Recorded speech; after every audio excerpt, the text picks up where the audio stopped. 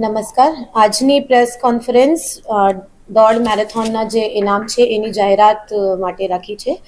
છોટાઉદેપુર જિલ્લા વહીવટીતંત્ર દ્વારા 8મી ફરવરીના રોજ બોડેલી ખાતે દોડ મેરેથોન માટેની ઇનામ રકમની વિગતો જાહેર કરવામાં આવી છે.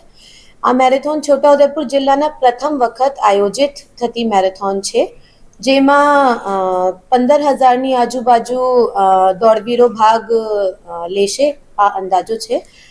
દોડ મેરેથોનનો મુખ્ય હેતુ ફિટનેસ, યુવાનોની ભાગીદારી, સામાજિક જોડાણ અને સમાનતાને પ્રોત્સાહન આપવાનો છે.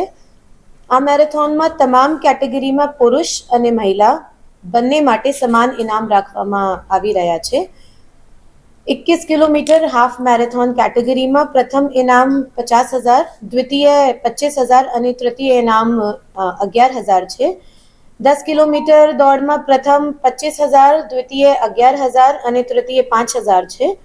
5 કિલોમીટર કેટેગરીમાં પ્રથમ 11,000, દ્વિતીય 5,000 અને તૃતીય 2,500 છે. 1 કિલોમીટર દોડમાં પ્રથમ ઇનામ 5,000, દ્વિતીય 2,100 અને તૃતીય ઇનામ 1,100 છે. તમામ કેટેગરીમાં પુરુષ અને મહિલા વિજેતાઓને અલગ અલગ સમાન ઇનામ આપવામાં આવશે. વિશેષ કેટેગરી એક્સ આર્મી રન 5 કિલોમીટરની પણ રાખી ગઈ છે. દેશની સુરક્ષા માટે સેવા આપી ચૂકેલા એક્સ આર્મી ભૂતપૂર્વ સૈનિકો માટે વિશેષ 5 કિલોમીટર દોડનું આયોજન કરવામાં આવી રહ્યા છે. આ કેટેગરીમાં પ્રથમ ઇનામ 21,000, દ્વિતીય 11,000 અને તૃતીય 5,000 રાખવામાં આવ્યા છે. આ ઇનામ રકમની જાહેરાતથી વ્યવસાયિક દોડવીરો, યુવાનો, વિદ્યાર્થીઓ, એક્સ આર્મી જવાનો તથા સ્થાનિક લોકોમાં ઉત્સાહ વધશે અને દોડ મેરેથોન એક સમાવેશ અને સ્પર્ધાત્મક રમતોત્સવ બનાવશે.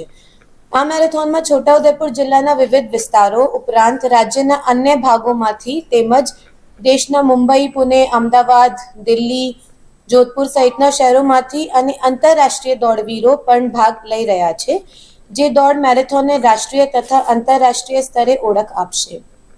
છોટાઉદેપુર જિલ્લા વહીવટી તંત્ર દ્વારા ગુજરાતભરમાંથી તથા બહારથી તમામ દોડવીરો અને રમત પ્રેમીઓને આ ઐતિહાસિક મેરેથોનમાં ભાગ લેવા માટે આમંત્રણ આપવામાં આવી રહ્યા છે. Thank you.